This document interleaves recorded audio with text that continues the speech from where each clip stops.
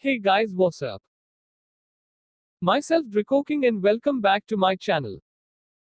Today, we are gonna discuss about Anunnakis.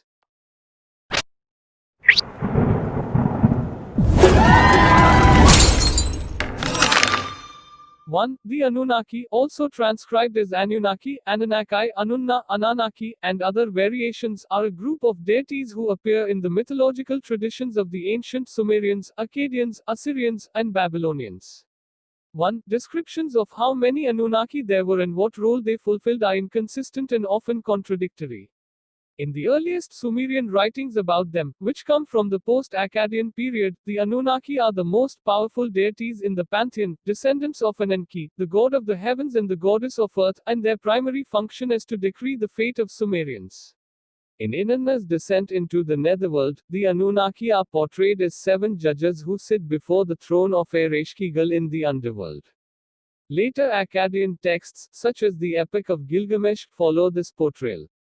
During the Old Babylonian period, the Anunnaki were believed to be the chthonic deities of the underworld, while the gods of the heavens were known as the Igigi.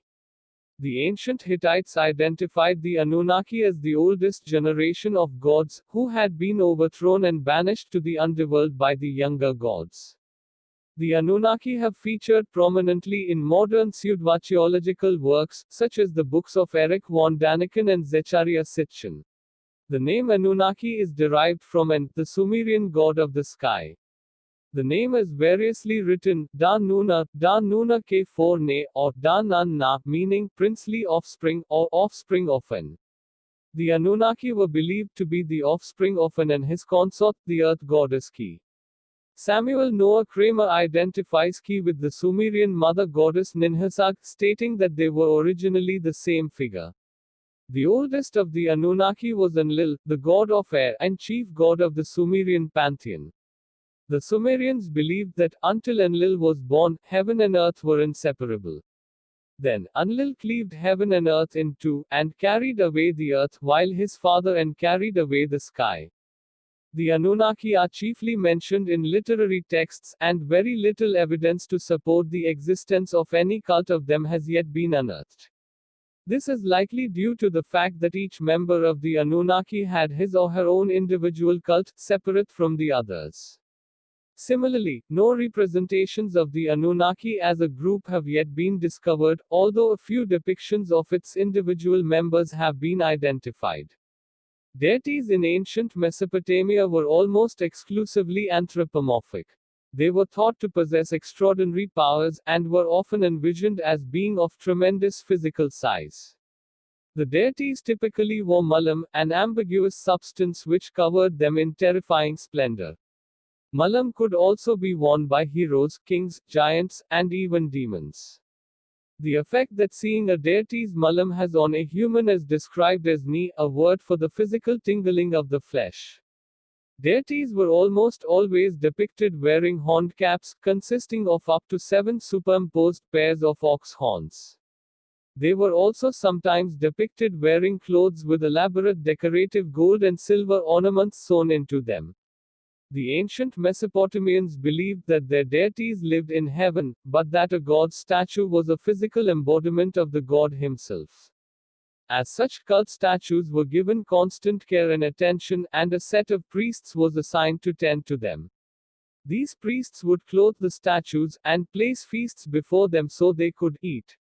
A deity's temple was believed to be the deity's literal place of residence.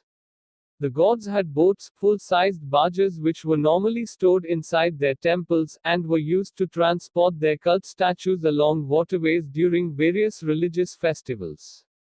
The gods also had chariots, which were used for transporting their cult statues by land.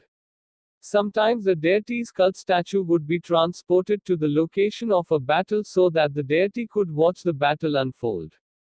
The major deities of the Mesopotamian pantheon, which included the Anunnaki, were believed to participate in the assembly of the gods, through which the gods made all of their decisions. This assembly was seen as a divine counterpart to the semi-democratic legislative system that existed during the Third Dynasty of c. 2112 BCC. 2004 BC. The earliest known usages of the term Anunnaki come from inscriptions written during the reign of Gudea c. 2144-2124 BC and the Third Dynasty of Ur. In the earliest texts, the term is applied to the most powerful and important deities in the Sumerian pantheon, the descendants of the sky godin. This group of deities probably included the 7 gods who decree, and Enlil, Enki, Ninhursag, Nana, Utu, and Inanna.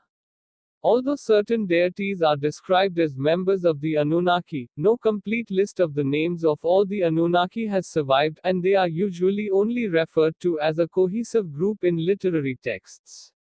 Furthermore, Sumerian texts describe the Anunnaki inconsistently, and do not agree on how many Anunnaki there were, or what their divine function was.